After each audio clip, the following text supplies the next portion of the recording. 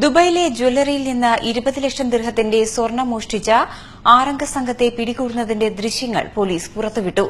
ജ്വല്ലറിയുടെ പൂട്ട് സംഘം തകർക്കുന്നതും സ്വർണ്ണം മോഷ്ടിക്കുന്നതുമെല്ലാം ദൃശ്യങ്ങളുണ്ട്. അറസ്റ്റിലായവരെല്ലാം ഏഷ്യൻ വംശജരാണ്.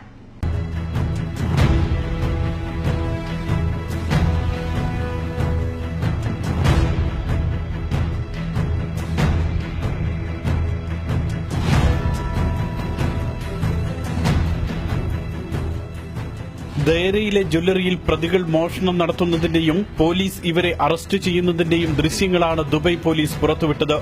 3.5 മിനിറ്റോളം നീണ്ടതാണ് പോലീസിന്റെ ദൃശ്യങ്ങൾ. മോഷ്ടാക്കളിൽ ഒരാൾ ആദ്യം ജ്വല്ലറിയിലെത്തുകയും പുറത്തെ പൂട്ട് ഒരു ഉപകരണം ഉപയോഗിച്ച് തകർക്കുകയും ചെയ്യുന്നതാണ് ആദ്യ ദൃശ്യം.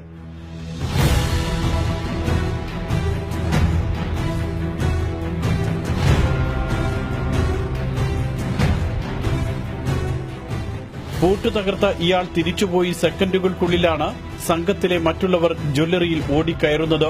31 സെക്കൻഡിനുള്ളിൽ ജ്വല്ലറിയിലെ ആഭരണങ്ങൾ വാരിയെടുത്ത് സംഘം കവറിലാക്കുന്നു.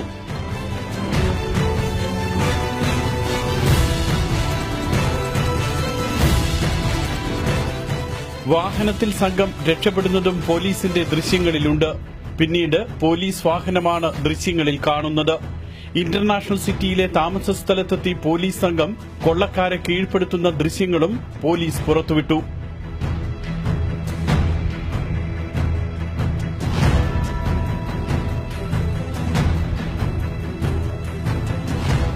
വെള്ളിയാഴ്ച പുലർച്ചെ 5 മണിയോടെയാണ് നൈഫിലെ ജ്വല്ലറിയിൽ സംഘം എത്തുന്നതും മോഷണം നടത്തുന്നതും.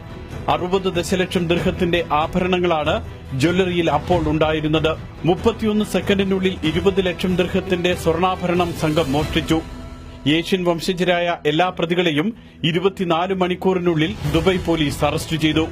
പ്രതികളിൽ നിന്നും തൊണ്ടി മുതൽ കണ്ടെടുക്കുകയും ചെയ്തിട്ടുണ്ട്. NTV, Dubai.